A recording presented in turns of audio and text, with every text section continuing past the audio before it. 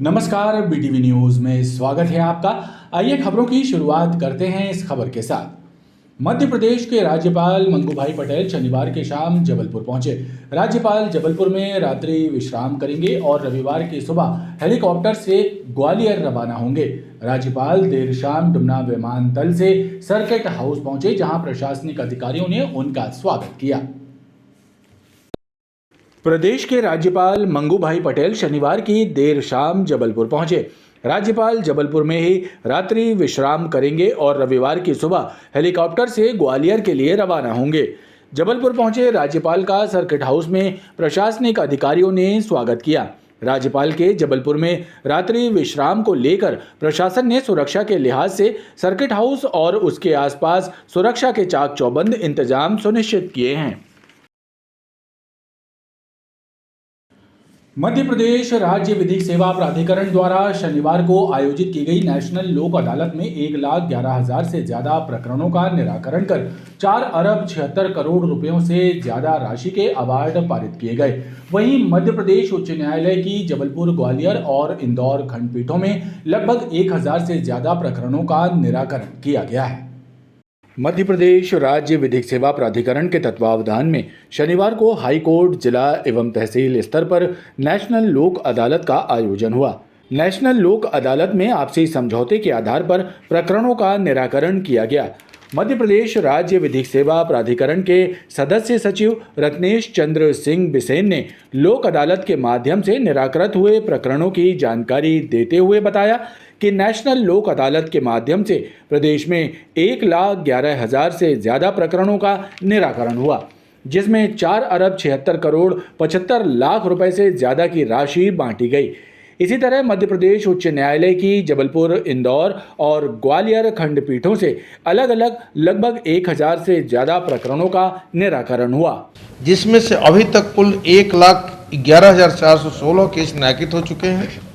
इनमें कुल जो कि है अवार्ड राशि जो बांटी गई है वो है 4 अरब 76 crore 75 lakh 83,718। Honourable high court में जो खंडपीठ 3 गठित की गई हैं,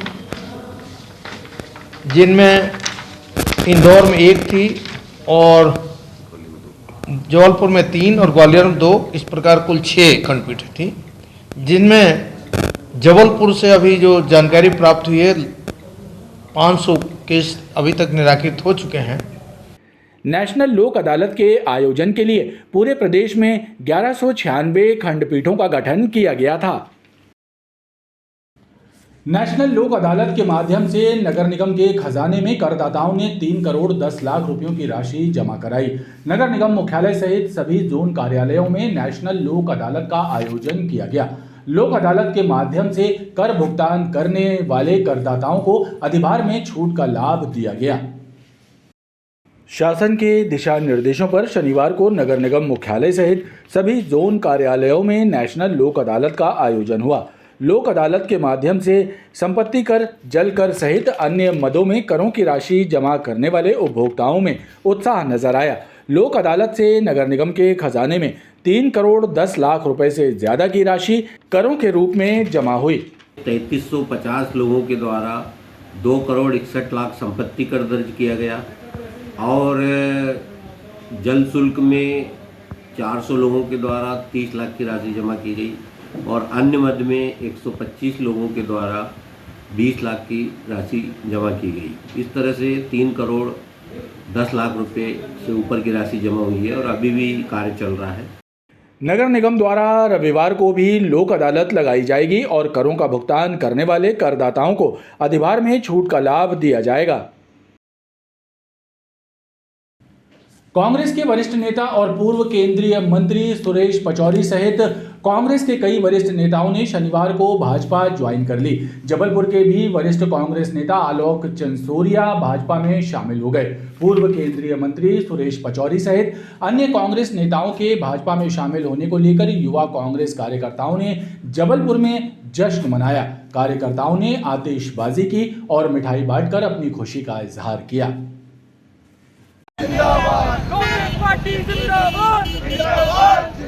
लोकसभा चुनाव के पहले प्रदेश के वरिष्ठ कांग्रेस नेताओं का भाजपा ज्वाइन करने का सिलसिला जारी है। शनिवार को पूर्व केंद्रीय मंत्री सुरेश पचौरी सहित कांग्रेस के कई वरिष्ठ नेताओं ने भाजपा ज्वाइन कर ली।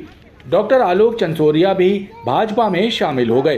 कांग्रेस के वरिष्ठ नेताओं के भाजपा ज्वाइन करने पर युवा कांग्रेस कार्यकर्ताओं ने आतिशबाजी की और मिठाइयां बांटी।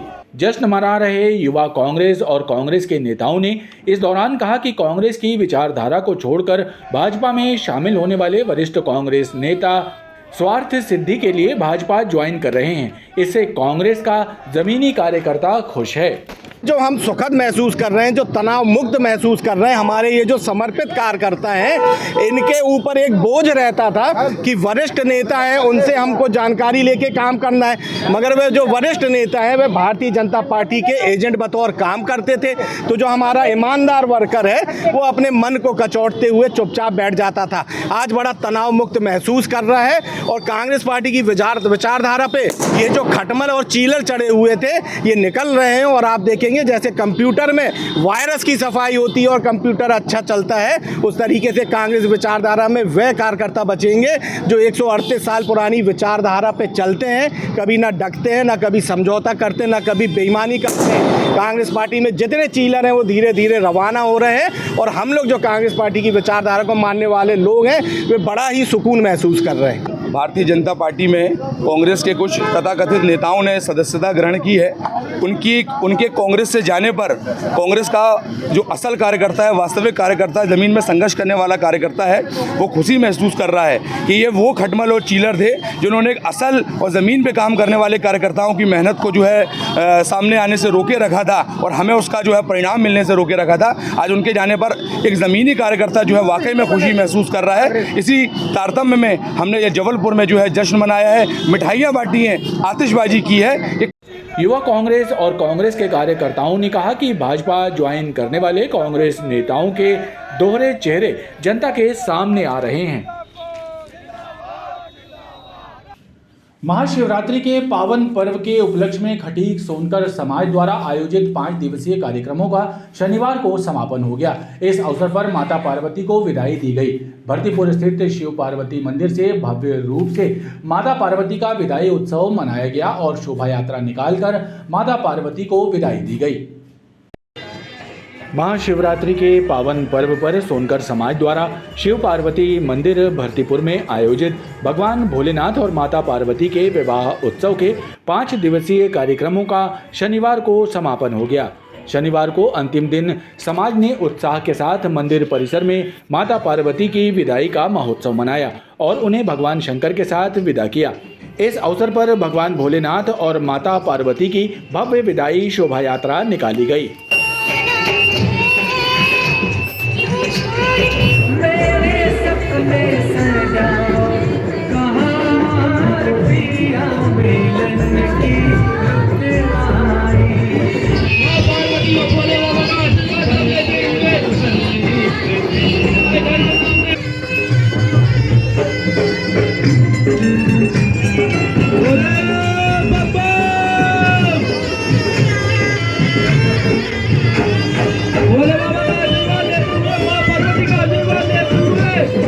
इस विदाई उत्सव के कार्यक्रम में सोनकर समाज की महिलाएं और मंदिर समिति के पदाधिकारियों के साथ शिव भक्त बड़ी संख्या में शामिल हुए। सोनकर समाज द्वारा प्रतिवर्ष महाशिवरात्रि पर्व पर पूरे उत्साह के साथ भगवान भोलेनाथ और माता पार्वती का विवाह संपन्न कराया जाता है। इस दौरान विवाह में होने वाले सभी रीति रिवाज और कार्यक्रम आयोजित किए जाते हैं। शिव पार्वती मंदिर भरतीपुर में कल महाशिवरात्रि के पावन उपलक्ष्य के पर्व के बाद विवाह उत्सव का आयोजन किया गया था। तदुपरांत आज विदाई समारोह का आयोजन किया गया है। समस्त सोनकर महिलाओं द्वारा आज यहाँ रंगारंग कार्यक्रम और गुलाल होली हल्दी कुमकुम का आयोजन किया जाएगा। माता महागौरी की विदाई बड़े ही धूमधाम से महिलाओं द्वारा की जाती है और बड़े ही हर्ष उल्लास के साथ हमारे यहाँ भरतीपुर शिव प्रांगण मंदिर में विदाई का उत्सव मनाया जाता है। हम सभी यहाँ एकत्र हुए हैं। 74 वर्षों से शिव पार्वती मंदिर से विदाई निकलती है हमारे सोनकर समाज के द्वारा। कल बारात थी और आज विदाई है माँ पार्वती और शंकर भोले की। और हम हर साल की तरह इस साल भी भंडारा करा रहे हैं और माँ पार्वती और शिव भोले बाबा अपनी नगरी जाते हुए सबको आशीर्वाद देते हुए हर हर भोले बम भोले। माँ को हल्दी लगाते हैं, इंसानों को हल्दी लगाते हैं, वैसे ही माँ को हल्दी लगाते हैं, भोले बाबा को हल्दी लगाकर पूरे फेरे डालकर शादी होती है।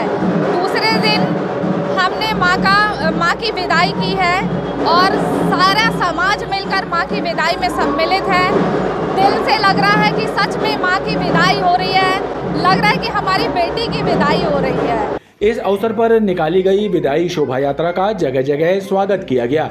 श्रद्धालुओं ने माता पार्वती और भगवान भोलेनाथ के दर्शन किए और भगवान का पूजन अर्चन किया।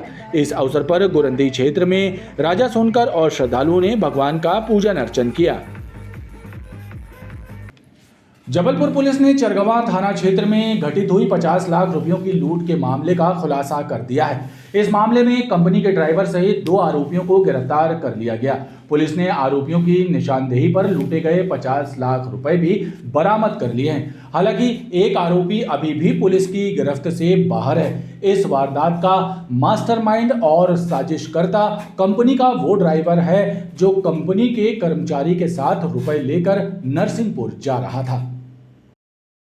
चरगवां थाना क्षेत्र के केदारपुर में 6 मार्च को हुई 50 लाख रुपए की लूट के मामले का पुलिस ने खुलासा कर दिया है। एसपी आदित्य प्रताप सिंह ने प्रेस वार्ता में इस घटना का खुलासा किया। इस मामले में पुलिस ने मुख्य साजिशकर्ता कंपनी के ड्राइवर दिलीप राय और उसके एक साथी तेंदुखेड़ा निवासी संजय अग्रवाल को गिरफ्तार किया है। पुलिस ने संजय अग्रवाल के घर से लूटे गए 50 लाख रुपए भी बरामद कर लिए हैं। एसपी आदित्य प्रताप सिंह के मुताबिक इस वारदात की योजना बोलेरो चला रहे दिलीप राय ने तैयार की थी। इसमें उसका भाई रितेश राय भी शामिल था। रितेश फरार है, जिसकी तलाश की जा रही है। पुलिस के मुताबिक दिलीप राय कंपनी में काफ़ी समय से काम कर रहा था। उसे मालूम था कि डैम में काम करने वाले मजदूरों के लिए पेमेंट लाने जबलपुर जाना है। 1 माह पहले ही पेमेंट लेने उसे जबलपुर आना था, लेकिन उस समय मना कर दिया गया। इस बार जब उसे मौका मिला तो उसने अपने भाई और दोस्त के साथ मिलकर वारदात को अंजाम दिया। पुलिस की माने तो घटना के बाद दिलीप राय ने कई बार अपने कथन बदले, जिससे पुलिस का संदेह उस पर बढ़ गया। पुलिस ने सीसीटीवी कैमरे खंगाले, जिससे वारदात को अंजाम देने वाले संजय अग्रवाल और दिलीप के भाई रितेश राय की पहचान हुई, जिसके बाद संजय अग्रवाल को पकड़ा गया और उसने दिलीप राय के इशारे पर उसके भाई रितेश के साथ मिलकर लूट की वारदात घटित करना कबूल किया। ये चाहते थे कि जो अभिषेक आनंद जो मैनेजर है, जब उन्होंने मिर्ची पहले उन्होंने ड्राइवर पे मिर्ची से अटैक किया तो ड्राइवर ने गाड़ी रोक दी और फिर उन्होंने मेन अटैक जो है वो जो मैनेजर है उस पर किया, ताकि ये घटना को कंफर्म करने वाला एक व्यक्ति हो जाए जो बताए कि हाँ सही में घटना हुई है। और इनको ये था क्योंकि ये लूट हो जाएगी तो ये पैसा हम निकाल लेंगे। और इसमें जो 2 लड़के लगे थे वो उनको पुलिस ने लगातार तलाश की है और जब वो सीसीटीवी कैमरा से जब वो आइडेंटिफाई हुए और उनमें से जो संजय अग्रवाल है उसने इसकी पूरे माल की रिकवरी कराई है। पुलिस इस पूरी वारदात में शामिल रितेश राय की सरगर्मी से तलाश कर रही है। साथ ही दिलीप, संजय और रितेश राय के आपराधिक रिकॉर्ड भी खंगाल रही है। कोतवाली पुलिस ने एटीएम मशीन को तोड़कर रुपए चोरी करने का प्रयास कर रहे एक युवक को गिरफ्तार किया।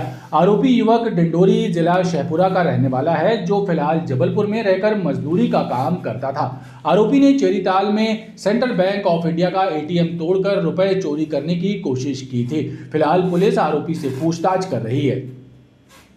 कोतवाली थाना क्षेत्र के अंतर्गत चेरीताल में लगी एटीएम मशीन को तोड़कर रुपए चोरी करने वाले एक युवक दीपचंद परस्ते को कोतवाली पुलिस ने गिरफ्तार किया है। दीपचंद मूलतः डिंडोरी जिला शहपुरा का रहने वाला है और बीते 6 माह से जबलपुर के विजयनगर इलाके में रहकर मजदूरी कर रहा था। दरअसल दीपचंद को मोबाइल में फिल्में देखने का शौक था। उसने कई बार देखा कि चोर आसानी से एटीएम तोड़कर रुपए चोरी कर लेते हैं।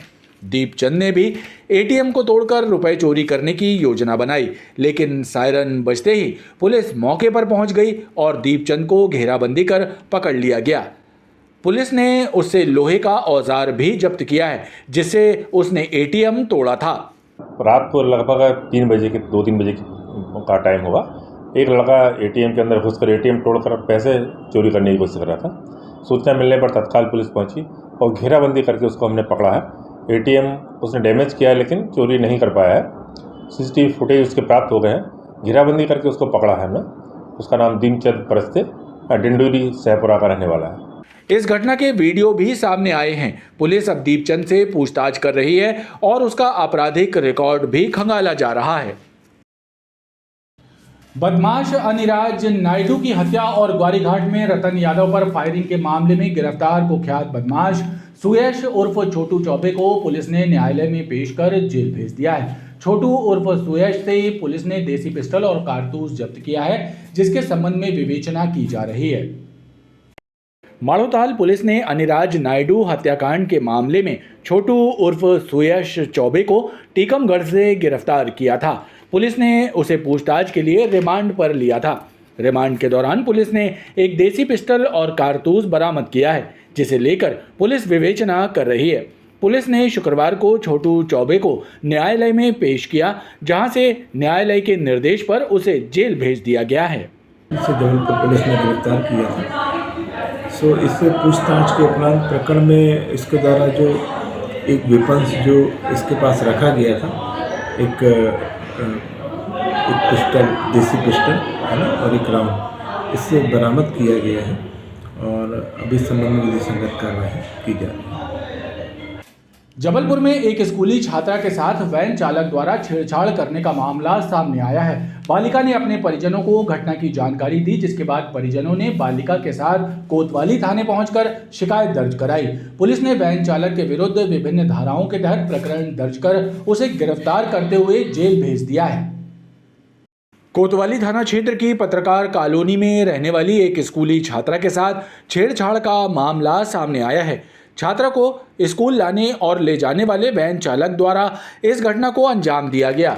विगत 2 माह से वैन चालक छात्रा से छेड़छाड़ कर रहा था। ऐसे में छात्रा ने हिम्मत दिखाई और अपने परिजनों को पूरे घटनाक्रम से अवगत कराया, जिसके बाद परिजन बालिका को लेकर कोतवाली थाने पहुंचे और उन्होंने FIR दर्ज कराई। मेरे वैन वाले भैया ने मेरे साथ गंदी गंदी बातें की कि वो मुझसे प्यार करते हैं और ऐसा कुछ। मुझे बहुत बुरा लगा और मैंने अपने मम्मी पापा को बताया। कितने समय से ये ऐसी हरकत कर रहे थे आपके साथ? 1 या 2 महीने से। तो आपने अपने पेरेंट्स को इसकी इन्फॉर्मेशन दी? हाँ जी। तो क्या था उनकी मतलब दिमाग में क्या चल रहा था? वो अच्छी भावना नहीं थी कि हाँ? नहीं, वो मुझे मना करते थे कि तुम अपनी मम्मी को मत बताना, लेकिन मैं उनकी बात नहीं सकती। मुझे तो हुई है, लेकिन मेरे मम्मी पापा को मुझसे बहुत ज़्यादा हुई है। क्या टेंशन? किस तरीके? उनको ये टेंशन हुई कि अब ये स्कूल कैसे जाएगी और दूसरे बच्चों का क्या होएगा, वो अगर वैन में जाए तो इसलिए उन्होंने सही फैसला लेके रिपोर्ट कर दी। अभी तो किसी वैन वाले का या किसी का तो इतना भरोसा है नहीं, तो आपको अगर आपके साथ कुछ ऐसा हो तो अपने मम्मी पापा को सबसे पहले बताना चाहिए। ये सब बताना बहुत ज़रूरी होता है, नहीं तो फिर बात आगे बढ़ सकती है। तो सारे पेरेंट्स को, टीचर्स को, प्रिंसिपल्स को ये सब रखना चाहिए कि वैन वाले, बसेस, ऑटोज, उनके वेरिफिकेशन नंबर्स, एवरीथिंग। बालिका और उसके परिजनों की शिकायत के बाद मामले में विभिन्न धाराओं के तहत प्रकरण दर्ज किया गया और आरोपी वैन चालक, जिसका नाम नायडू बताया जा रहा है, उसे गिरफ्तार कर माननीय न्यायालय में पेश करते हुए उसे जेल भेज दिया है। बालिका के साथ छेड़छाड़ी का एक मामला आया था, जिस पर उसकी और परिजनों की रिपोर्ट पर हमने उसके खिलाफ छेड़खानी का 354 के तहत प्रकरण पंजीबद्ध किया है। आरोपी को गिरफ्तार करके न्यायालय पेश किया, यहाँ से वो जेल चला गया है। पेरेंट्स को चाहिए कि बच्चों पर नज़र रखें, बच्चे किससे बात कर रहे हैं, किसके साथ स्कूल जा रहे हैं, आ रहे हैं, वाहन चालक कौन है, स्कूल का जो बस चालक है वो कौन है, उसका करैक्टर कैसा है, इस पर नज़र रखना जरूरी है। और मोबाइल नंबर उसके बारे में जानकारी रखना जरूरी है। कोई संदिग्ध होने पर तत्काल सूचित करें, इस पर हम आगे कार्रवाई कर सकें। पुलिस द्वारा पूरे घटनाक्रम की जाँच की जा रही है। खबरों का ये क्रम लगातार जारी है, आप देखते रहिए BTV न्यूज़।